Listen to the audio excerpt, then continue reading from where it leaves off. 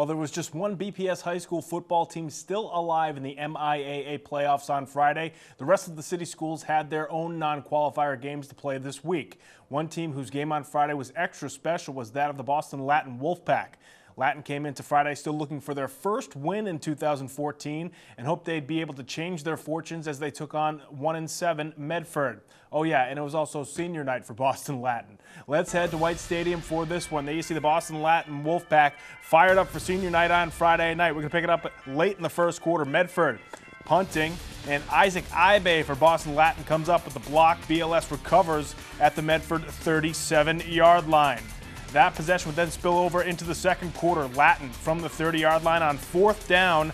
Quarterback Conler Freely looking for Peter Hanzik, but it falls incomplete. The game would be scoreless at the half. We're going to fast forward to the kickoff to open up the third quarter, and Isaac Ibe finds a seam down the sideline. He rips it right down inside the 35 to about the 25-yard line. A couple of plays later, Boston Latin.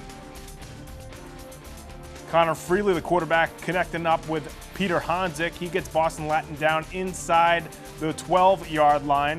The Wolfpack, they want to make their way down to the goal line. Andres Kaplan gets the carry and punches it in for the Wolfpack. They go up 7-0 there early in the third quarter. But the Wolfpack were not done. Very next possession for Boston Latin, it's Freely finding Isaac Ibe. Ibe getting some yards after the catch right there. 33-yard hookup from Freely to Ibe. He gets Latin down to the 11-yard line.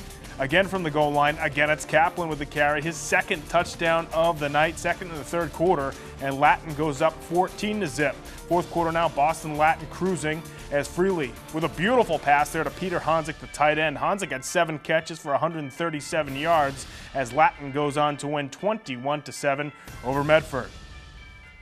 Let's get you the rest of the scores from the weekend. The lone BPS football team in the playoffs was Dorchester, and they were just edged out by Mystic Valley, 24-22. Pierce with the game-winning touchdown and 2-point conversion for Mystic Valley. Also on Friday, East Boston takes down Madison Park, 24-12. Jose Harry with 2 rushing touchdowns for the East Boston Jets. There were also some other non-qualifiers on Friday. St. Mary's took it to Brighton, 56-20. Sakowicz with 3 rushing touchdowns for St. Mary's. Boston English, for the second time this year, played O'Brien and took them down 22-10.